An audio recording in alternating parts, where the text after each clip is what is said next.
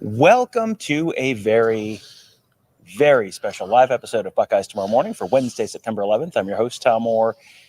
The Marshall game, had to think it for a second who they're playing next. The Marshall game in 10 days. The game against Michigan in 80 days. Joined by Tony Gerdeman of BuckeyeHuddle.com. Tony, the Buckeyes have a week off this week.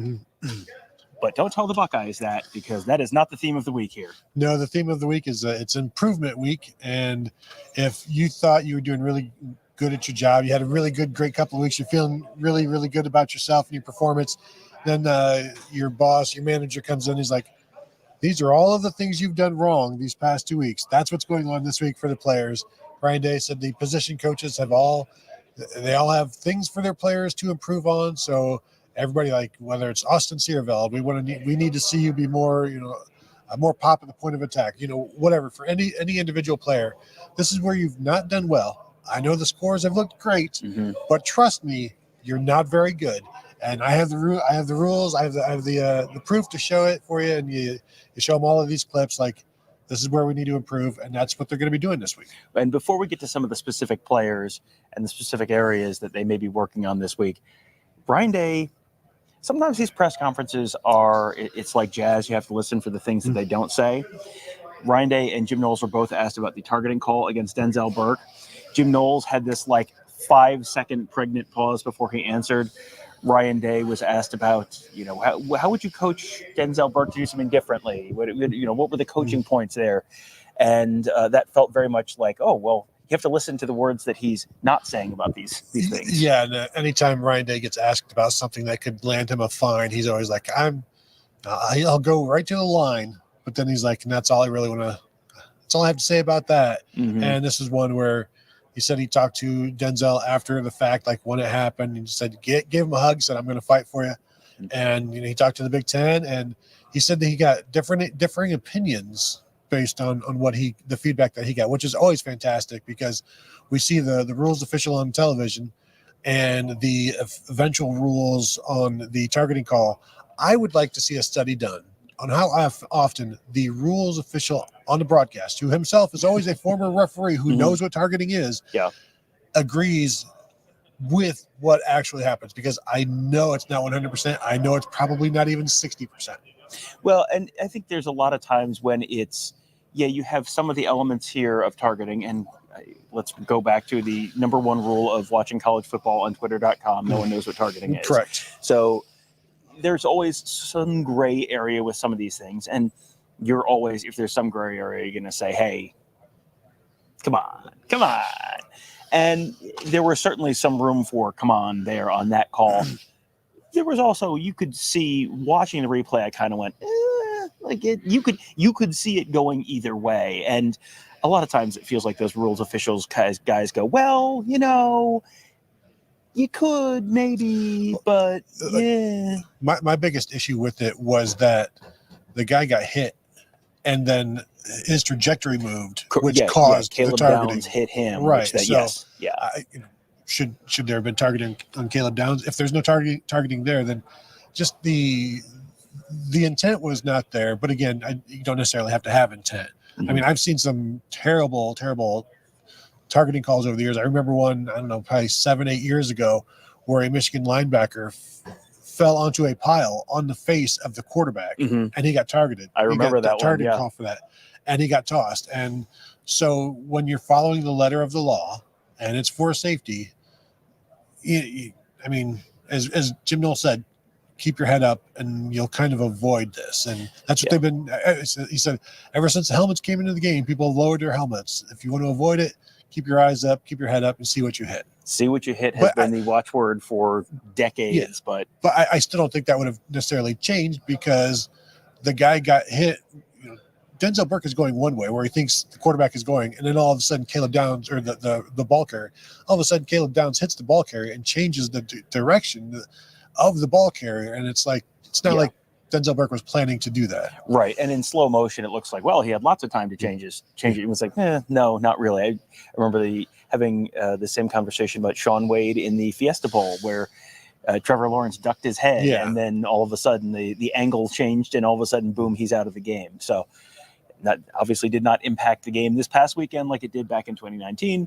but it's always interesting to hear Ryan Day creatively answer questions, and Jim Knowles to a certain degree too. Yeah. How would you coach if you do it differently? It was kind of like, nothing. Exactly. I got nothing. One area that I did want to touch on, because this is a guy I constantly cite as the most underrated player on the team, or one of the most underrated players on the team. Get a chance to talk about Ty Hamilton a little bit. And you look at the defensive line, and you've got the 5-star guys paired on the ends, and you get Tyleik Williams, who has been a fan favorite since he showed up basically day one.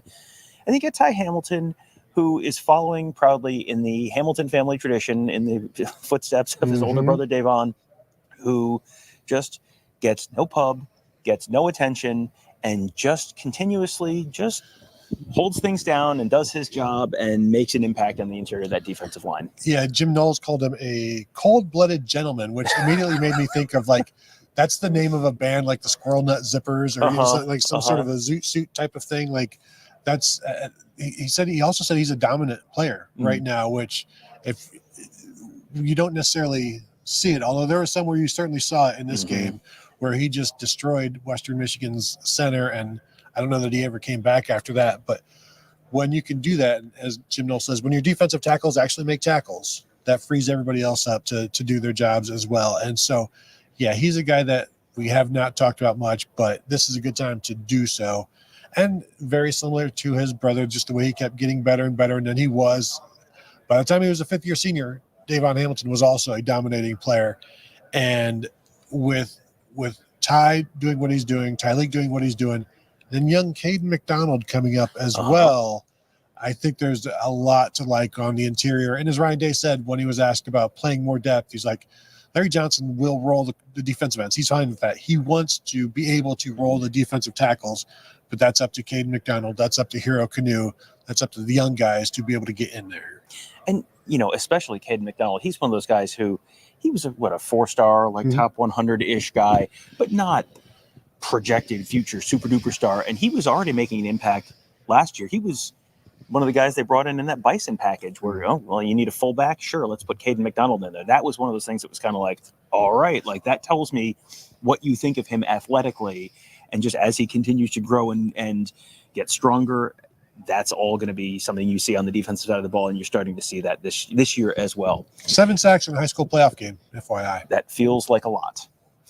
Someone that we have not seen as much of as people in the comments have undoubtedly been hoping was CJ Hicks. He's someone who we heard about him, and he's battling, in the contention for that starting will spot, probably a little behind Sonny Styles. And then you looked at the number of snaps, and he was behind Cody Simon, Sonny Styles, Arvell Reese. He might have been behind Gabe Powers. I mean, he was a little further down in terms of the number of snaps that he's played.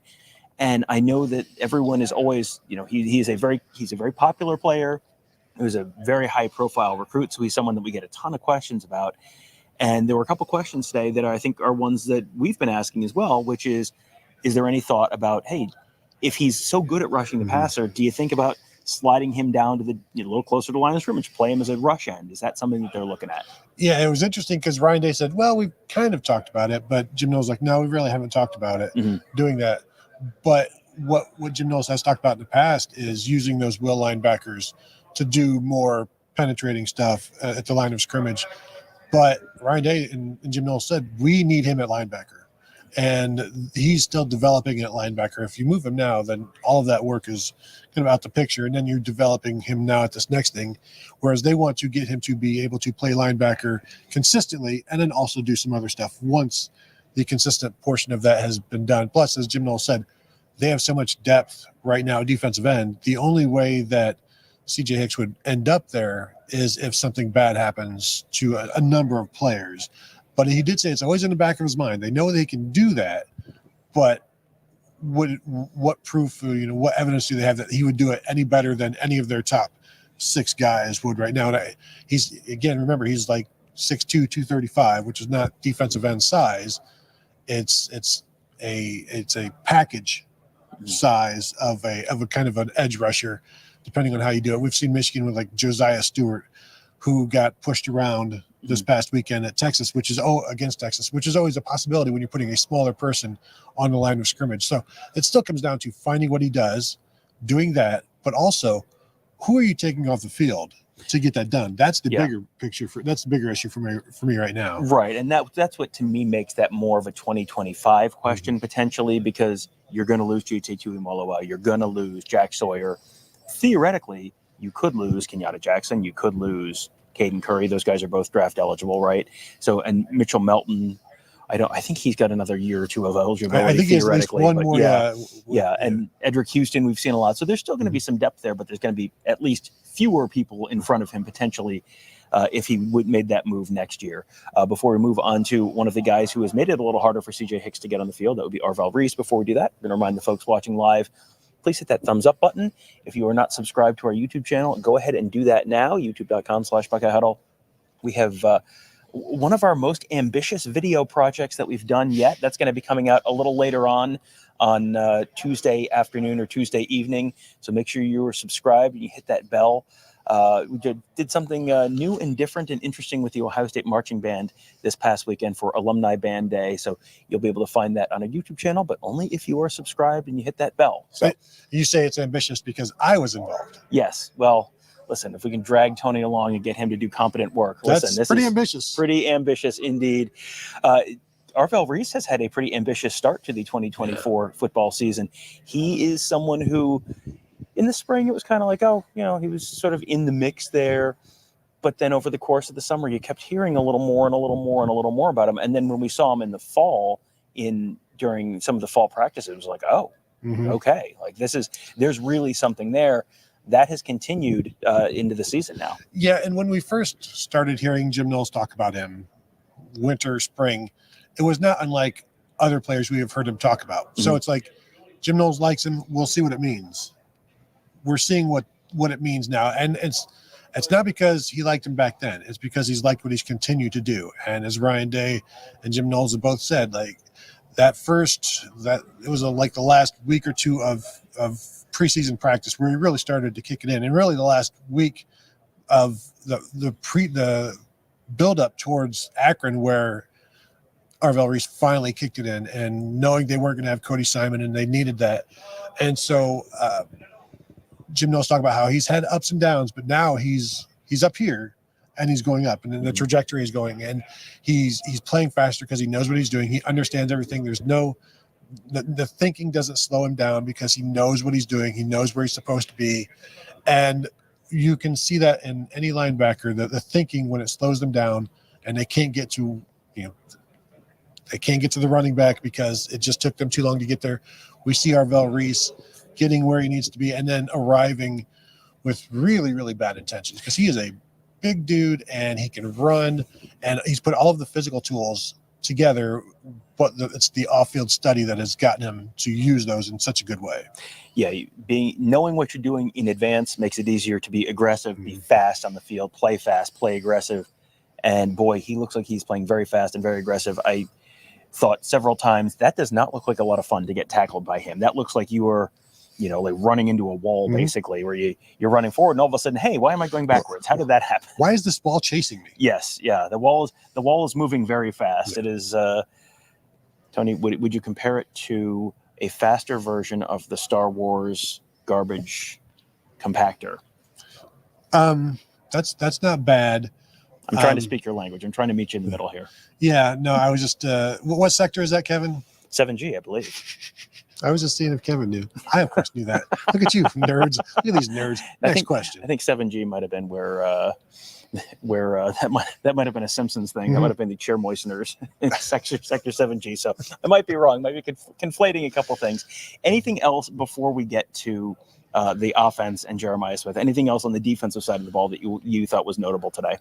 No, I think a lot of it is just touching base on things and where guys are and what the process of getting better. And so, no, I think we've covered it. We'll probably cover it some more in some of the questions that we get. All right. So now we've kept everyone waiting long enough. Let's talk about Jeremiah Smith, everyone's favorite topic. Jeremiah Smith is obviously, we've covered this a bunch already. Mm-hmm. He's off to one of probably the best start in the history of Ohio State true freshman wide receivers. And Ryan Day was asked, what's the approach with him to make sure he doesn't get too far out over his skis? You have seen true freshmen get a little too impressed with themselves in the past when they get off to a good start. what are they doing to make sure that doesn't happen here? Yeah, and I was just looking for the exact quote that he had, but Ryan Day is not concerned, and he said this is not somebody who needs to be told, "Hey, reel it in." He stays very focused. So this is somebody, he said, like, this is somebody who wants to be great, knows what it's going to take to get there, and is focused on that. And all of the other stuff that can go on a college campus, like this, he's got more important things going on right now. As Ryan said, very focused. But it's like, to go back to the defense, when Jim Knowles asked about his safeties, he's like, you don't want to take them for granted, but you feel good that they can handle anything. It's kind of like Jeremiah Smith, like they're not taking him for granted, but they know, like, he's not a concern right now, because nothing he has shown them to this point gives them reason to be concerned. Like other freshmen other sophomores, juniors, seniors, what have you, and then you can just make sure those guys are doing what they need to be doing. Like Jeremiah Smith, there are none of those concerns. They just continue to challenge him, make sure he's got everything he needs, and just don't screw it up. Well, he reminds me so much. The way people talk about him is the way they talked about Marvin Harrison a few years back, when Marvin Harrison, even before Marvin Harrison was out on the field doing anything of any real note for the Buckeyes, you just heard about his focus, his discipline, his work ethic. Again, this is not the exciting stuff. This is not you can't believe how high this guy can jump. You can't believe how fast this guy can run. You can't believe what this guy's catch radius is. This is all the boring stuff that coaches really care about, and that really does make the difference. There have been plenty of talented guys who could run fast and jump high and catch footballs for Ohio State over the years. Not all of them did this, though. So it feels like it is with the Marvin Harrisons and with the Jeremiah Smiths. That's something that if you have the whole package, that makes such a difference. Yeah, it's a coach's dream. You've got, like, what is he lacking?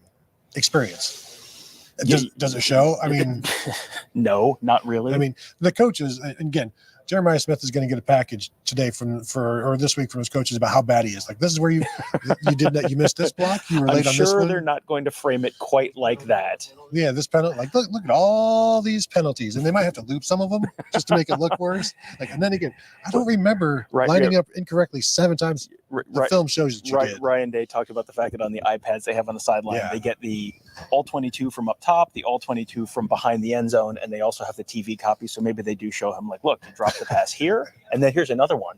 Remember this one? This was it's not the same play because it's a different camera angle. Yeah, they may be. It doesn't sound like there's a lot of motivation that they need to, pull out of. I don't think they need to falsify anything to have him motivated. You mentioned the iPads. The coaches love these things. Oh yeah. Like, just the immediate feedback. Ryan Day said they after every drive, you get the sideline view, the end zone view, and a TV copy, and you can just. You said, I think Jim Knowles, he said you can grade players basically on the fly, but you can show them and point to them what they did right, what they did wrong, and correct it before the next series. Like, when you don't have that, you're just guessing based on the communication they gave you, what you saw at that time, and you can't see everything you can't see everything going on. So you're relying on word of mouth from a guilty party. Like, I didn't do anything wrong. I didn't do nothing. Yeah, exactly. And it's like, well, here, look what you did. So, like, they kind of beam when they talk about these things. Yeah, that's one of those things where we've talked about the helmet communication being something that is going to make a huge impact this year, but has sort of been under the radar for a certain portion of the season. Now it's obviously something we're talking about a lot, but the iPads might be even more under the radar than the helmet communication was, getting lost among the 10,000 other changes in college football this year. But yeah, that definitely, the way the coaches talk about it sure does feel like that's a significant thing for them. You mentioned Austin Siereveld earlier as an example of something, but Austin Siereveld is probably going to lose his starting job through no fault of Austin Siereveld when Donovan Jackson is back, presumably for the Marshall game. That certainly seems like the expectation. It does not sound, though, like Austin Siereveld is going to be relegated to a, never play again kind of role. It sounds like he's someone who's maybe made the most of his opportunity as a starter the first couple of weeks. Well, and as Ryan Day said, he told all of his coaches, if you've got guys playing at starter level, you got to find ways to get them in. And obviously that's difficult with 5 offensive linemen who are all playing at a starter level. And then you got a guy as the 6th, and you don't want to ruin what they've got going from particular drive to drive.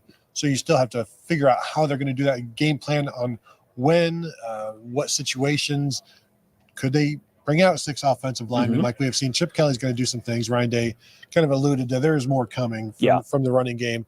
But if you've got that many players that deserve to playing at a starter level, Jermaine Matthews being another one of those guys, but how do you get them in there? It's difficult for an offensive line. So you have to be very, I think, deliberate about it. We always talk about Jim Tressel throwing out the entire second unit out there at times. We've not seen that here, and I don't know that they would really have any reason to do that while there is still a game on the line. But it will be interesting to see, like, Austin Searvald's out there on the 4th series, just as it's going to be interesting to see, Arvell Reese is out there on the 4th series against an Oregon. And like that to me is going to be the real judge of how they view these players, is how many of these young guys, these young backups who have stepped up, are out there in the second quarter at Autzen Stadium. And that was exactly the example I was going to use when you were talking about the 6th offensive lineman, because that is a team, the Oregon Ducks, that has not looked as good in the trenches as you might have expected. So if you want to push the smash button, that is it is something that has worked for other Big Ten teams in the past. Not this year, but in the past, it has worked for other Big Ten teams. We'll see whether that worked for the Buckeyes this year. Another guy who we've talked about a bunch over the years, and it feels like not yet. And then you saw Jaden Ballard out returning kicks, and this was another one where you have to listen to the way Ryan Day answers this question. It was kind of like, well, he had an issue on one of the kicks last week. Does that impact his ability to, is that going to impact his playing time? Yeah, it was interesting because at first he started talking about how the offseason that he had, the really good offseason, graded out gold, and which is a very difficult level to achieve. And so they gave him this role, but also the most important thing is protect the ball. So they're going to evaluate it this week. And it sounds like he's going to have to he's going to have to fight for the job and win it over. And we've seen, who else have we seen? Carnell Tate was the other guy that they've talked about there. I think we've seen Lorenzo Styles being mentioned as well. So it would be interesting to see who is that next guy. If it's not Jaden Ballard, I still don't think they would go to Carnell Tate just because of his importance with the offense. So, it's Ohio State. There should be other options, but it will be interesting to see what they do. And Brandon Ennis he's going to volunteer for anything. Yeah. And that's quarterback, that's running back, that's safety, probably defensive end, whatever you need, he'll be in there for it, and he'll give a ton of energy. So it's going to be an interesting week. No practice Friday and Saturday, but just a normal week for the Buckeyes in terms of practice, and you're going to have to maintain and win that job back. And with the Buckeyes not having practice on Friday and Saturday, that gives them plenty of free time to watch Kyle McCord, Syracuse quarterback. Ryan Day was asked about, you played late. Kyle McCord played early. Did you get a chance to watch any of Kyle's game last week? Yeah, he did not, but he did see some highlights. So he's very happy, always happy. You never want to lose guys, but you're happy for them when they go on and do some things. And he also mentioned Quinn Ewers having a decent win over the weekend as well. Who did they play?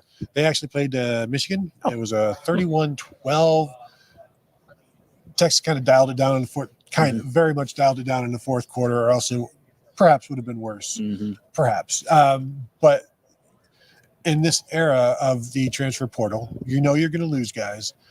You like for them to stay, at least the ones you don't push out, but the ones that go, you want them to continue to show that they developed at Ohio State, and they use that in recruiting in terms of to show the proof of concept, but also they will tell recruits, even if you end up leaving, you will be developed here, and here's proof, and here's proof, and look at this guy and this one over here.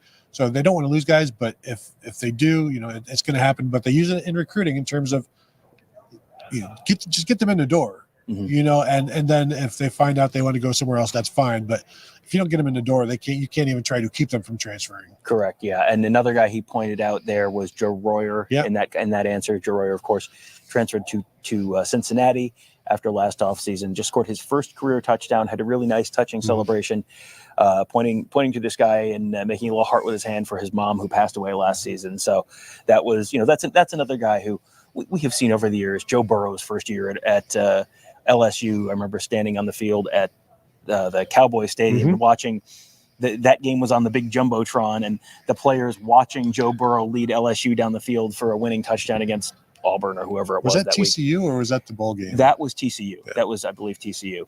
And so this was 2018. This is the year before they were all caps Joe Burrow. But the reaction from the Ohio State players in the field, like everyone there is rooting for him. And he scored a touchdown, and the players are cheering, everyone's jumping up and down.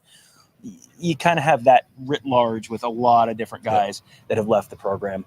One more thing, I had this at the bottom because this was Jim Knowles' question, and then didn't have this with the rest of the defense questions. I'm going to say this is Kevin's fault, but we'll move on. What does the defense still need to improve on after 2 games? Because Tony, they have given up 6 total points, 99 yards of total offense against Western Michigan. Jim Knowles was asked about the fact, they haven't. I don't think there's been a snap in the red zone, but maybe a team got into the red zone once, but didn't actually get a snap because they had a penalty.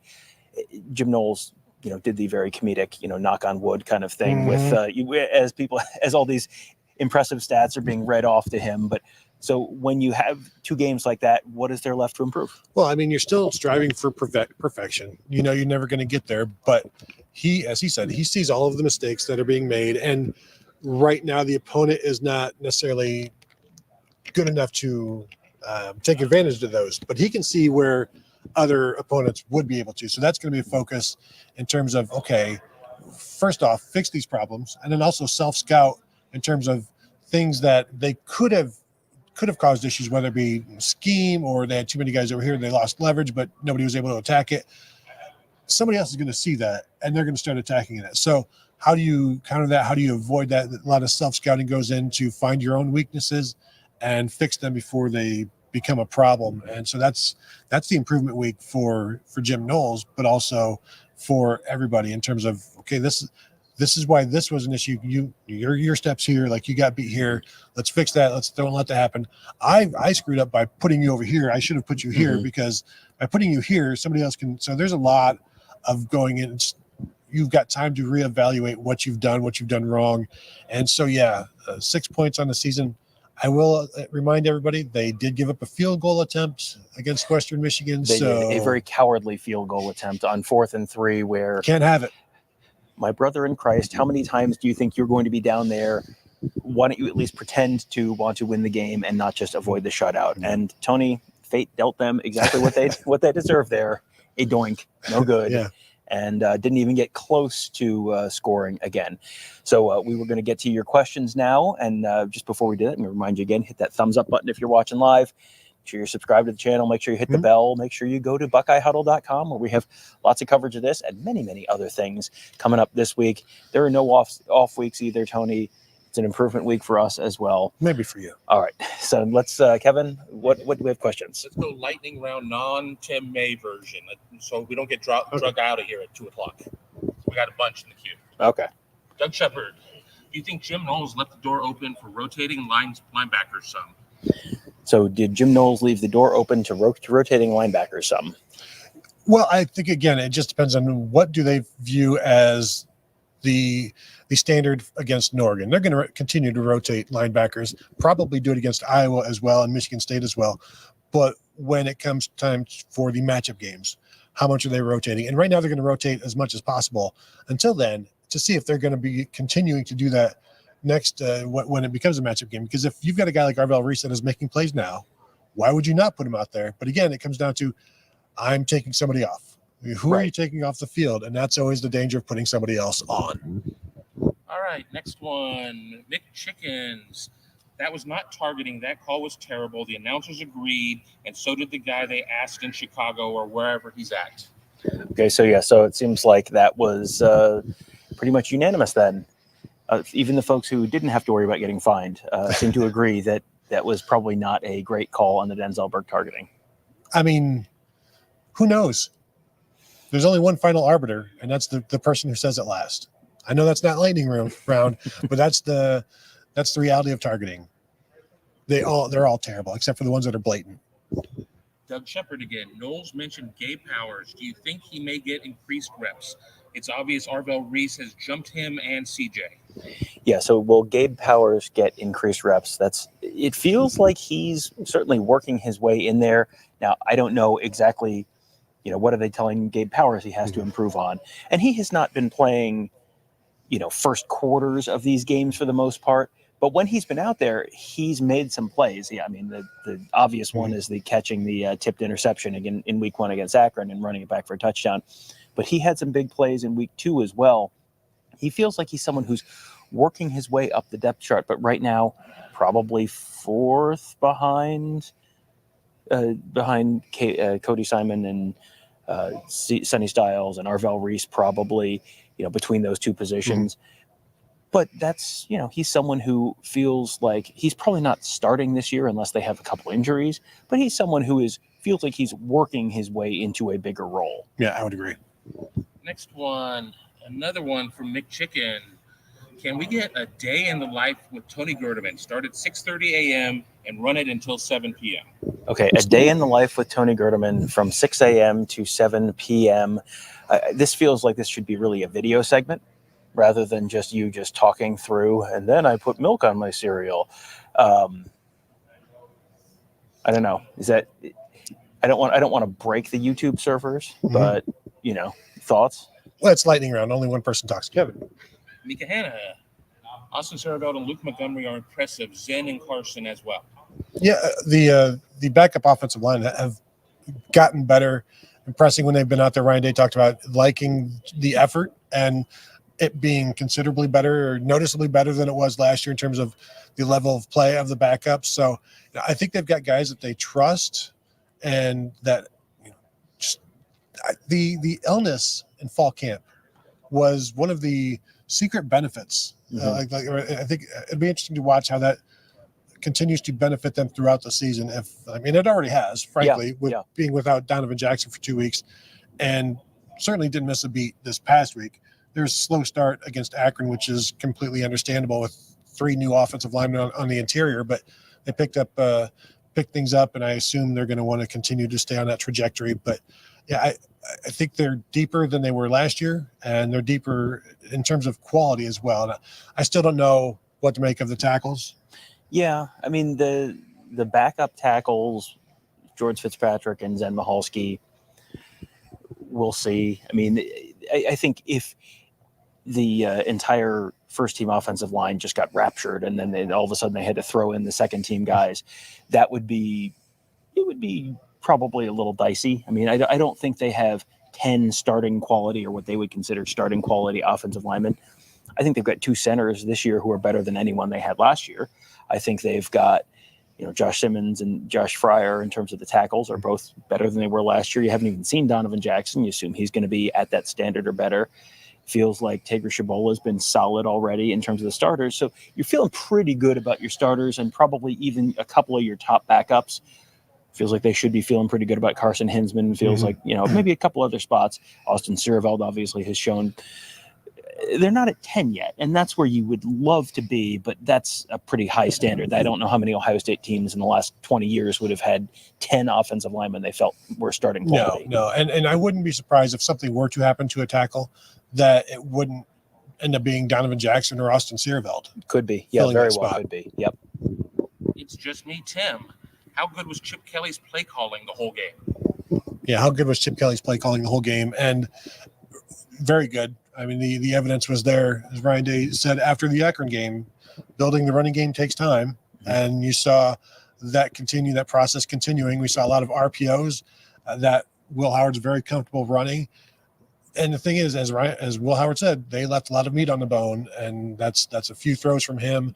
The 80-yarder that got called back because of a hold, this could have been, I don't want to say 800 yards, Tom, but 750 was not out of the realm of possibility. And it's not like they were running like rapid, up tempo. This is just through the course of the game, the process of the game. They were putting up yards and chunks and just moving the ball downfield. And you can't do that without staying ahead of the chains through solid play calling and execution. And I think they averaged 9.5 yards per play, something like that. And if you put the 80-yarder and the 60-yarder on there, you're north of 10 and a half. That is not just, you have, this is the reason they do per play stats, in the advanced metrics, is because it tempo adjusts. So if you're running a ton of tempo, it's like, your top line stats will be great, but what did you do on a per play basis? On a per play basis, they were dominant and could have been even better than that. We're going to do a combo block. 2 questions about the same topic. First, Butch Jones. I've got a question. Is it targeting if the offensive player lowers his head and impacts the defensive player with the crown of the helmet? And Mika Hanna also says that the offense should be held accountable for targeting as well. Questions about offense being held accountable for targeting, and is it targeting when the offense lowers their head? Tom, the thing about targeting is that nobody knows.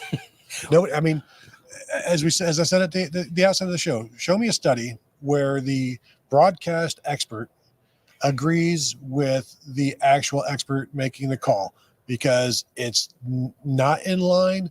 When it is, it's almost a surprise. You're like, oh, this is not a 50-50 thing. Like, this should be 85% of the time, 95% of the time. Actually, honestly, 95% of the time you should agree. Yeah. Because what one group agrees that actually kicks the guy out, another group might have been like, actually, no, not technically, not targeting. So it just depends. It's not what you do, it's who's judging it. And it feels like you just don't see very many offensive guys getting called for it outside of a block or something like that, where you lower your head, you're a wide receiver trying to block someone down the field, and you hit a defensive back. We saw Corey Smith. Yeah, right, yeah. But But you don't see it very much the other way, where it's just, hey, I'm running and I duck my head to I believe they're allowed to. Contact. Ball carriers are allowed to do that. Yeah. It's outside of that where things can get dicey. Question from Peacock. This is the best I've seen the RPO from Ohio State. This is the best I've seen the RPO from Ohio State as well. And it was some wide stuff. But even like, if you want to, I would consider the RPO to Jeremiah Smith that went at 70 yards. Like, these little things, just 7 yards, they go 70. Yep. Little 8-yarder to Carnell Tate that went 34. Like, these are things we're just trying to move the chains, and then boom, the chains are going with us. We're taking the chains, and we're going. And whether it's just a simple RPO throw way out wide to Emeka Ibuka, he takes it 15 yards. As Ryan Day said, would say, like, that's now a first down and a half they don't have to get, and they count all of these yards, and it's all, they count it as part of the running game as well. But it's I don't. This is pretty good right now. But again, MAC defenses. It's MAC defenses, but I think there's also a lot of stuff you can point to and say, this is why it's better. And I think Chip Kelly has brought some diversity to the run game. I'm going to try and talk to Ross Fulton about that a little later on this week in one of the morning shows. But you also have, hey, the running backs are pretty darn good, and they're healthy. And the offensive line seems like it's better than it was last year. You also have the added threat of the quarterback run, which probably that gives you the +1 in the run game. That means it's a -1 for the defense, where it's another guy who's got to just not be dropping back.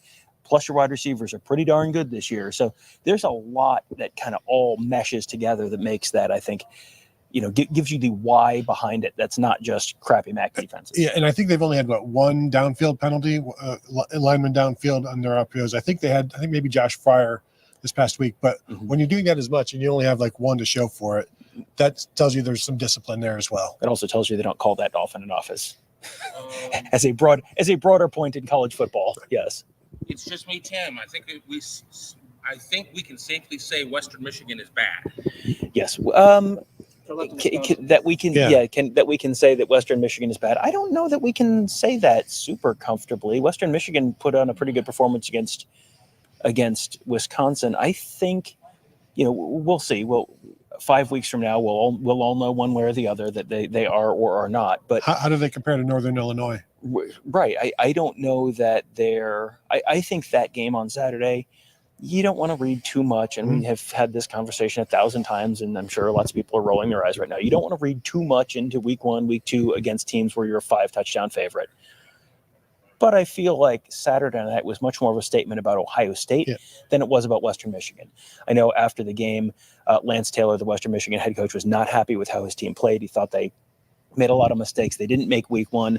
Some of those, though, is you're getting forced into making mistakes because you're going against a team that is running can't lose plays with players who are better than your players. And so you kind of, I think my big takeaway from that is not, Western Michigan's going to go 2-10. I think my big takeaway is, hey, Ohio State might be approximately as good as we thought they might be. Well, and even the Will Howard throw to Jeremiah Smith that he took 70 yards. Will Howard is manipulating the defense as well. He's reading the linebacker, but he's also keeping like the outside defensive back away from Jeremiah just by looking at him a little bit and throwing it and just giving him room to catch the ball and then room to run. And the thing is, if you give Jeremiah Smith a little room to run, felt like he was running pretty fast. I thought, what did I say, 21.7 miles per hour or something like that in pads. I'm sure people are wondering how could Will Howard run 22 at some point, which is what we were told, and then Jeremiah Smith only run 21.7. He's wearing pads and carrying a football and all that kind of stuff, and not sprinting in a straight line either. He's going off to the side. One that's not in this chat but was in the previous chat during the day interview about, does Jeremiah Smith really run a 4.3? So does Jeremiah Smith really run a 4.3? I think my general opinion on that is let's find out altogether at the NFL Draft Combine in a couple of years, because so many of the 40-yard dash times, every team has 17 guys who run a 4.3 or a 4.4, every single college football team. And then they get to Indianapolis, and it must be a real slow track because so few guys are running a 4.3 there. So I'm always a little dubious. Jeremiah Smith is plenty fast and seems like he's faster than everyone else on the field for the most part. Well, and you also see they don't really do 40s necessarily anymore. We asked players, hey, when was the last time you ran a 40? And it's like, I don't know. It's the miles per hour. It's the GPS stuff more than the timing on the 40s. And a lot of guys don't start running the 40 until they're training for it now for the combine, because we'll just take the GPS. We don't need you to get down in a track stance. Yeah, we want football speed. And and again, the 40-yard dash goes all the way back, Tom, to Paul Brown, because that 40-yard distance, the distance to cover a punt, he wanted to find out who the fastest players were to cover that punt. And so that's why it became such a big thing, getting that 40-yard dash time. It's about covering punts, Tom. And as we know, now that you have Australians, what's to cover? That, I mean, come on, no reasons, no worries. I think Jeremiah Smith was out there covering punts, wasn't he, on Saturday? I think I saw him out there on the punt team at some 40. Point. Must right. It feels like we need the NBC The More You Know graphic. I'm sure Kevin has that pulled up. Okay, so thank you, Kevin, for putting that up on the screen. Knowledge is power. Knowing is half the battle. The other half the battle is whatever the next question is. 3 more, unless we have a super chat coming in. Mika Hanna, Tom, do you own a red or scarlet shirt, my dude? Do I need to buy you one? Do I own a red or scarlet shirt? I'm wearing green today, which, it's... It was a big win by the Spartans over the Maryland Terrapins. It was, yes. Do I fear the turtle, Tony? I have no fear of turtles whatsoever. Are you sure about that? Like the big snapping alligator turtles? Yeah, well, but those, yes. The ones coached by Mike Loxley, less so. Okay. I don't really own a lot of red. It's just not a color that I wear a lot. I wear, I'll wear gray to games and stuff, and that you can tell I'm wearing gray because people aren't complaining about it in the chat. Right, so. But yeah, I just don't wear a lot of red. But Tony, of course, wearing red. So Merry Christmas, everyone. It's just me, Tim. We should do an eating challenge this Saturday. It's just me. Tim wants to do an eating challenge this Saturday. Go ahead. Kevin has plenty of free time. I'm sure Tim and Kevin can get. I mean, what kind of pickles would you want? Should they go up? They have time. You go up to Toledo. You get yourself some Tony Pacco's spicy pickles. Try and put down 150 of those. That feels like that might be tummy trouble, but you know what? I'm willing to let them try. Maybe some bread and butter, sweet pickles. I've worked too hard to drop weight. I don't want to do that. No, I'm planning on watching some football Saturday, so I don't need to complicate it by complicating it. That gets into my last question I have, barring a super chat from Tyler. Fellas, hope the bye week is starting off well for you three. What's the national game to fill out the fix for college football this week? All right, so what's the national game for this weekend? Let me confess that I have not looked at it yet. You have a ranked matchup. This might be a weeknight. No, between Missouri hosting number 23 or number 24 team that is surprisingly ranked. The Boston College Fighting Eagles. That may be Thursday. That is Thursday or Friday? Saturday. Okay. There's some solid games on throughout the week. It's not a great week, but it's still better than any NFL week. Alabama. Yeah. No. Alabama. It's the big noon, so it'll be interesting at first. LSU, South Carolina. Arizona, Kansas State on Friday night. That's That's a gonna be a pretty fun good one. one. Yeah, Alabama is going to turn Wisconsin into a soup-like homogenate. Kevin Wilson and the Tulsa Golden Hurricane facing Oklahoma State. Mike Gundy just coming off a very impressive win. 20-point favorites on the road. That means they're due to lose. South Carolina is either going to get dunked on by LSU, or Brian Kelly's going to lose his second game before mid-September. That's not bad.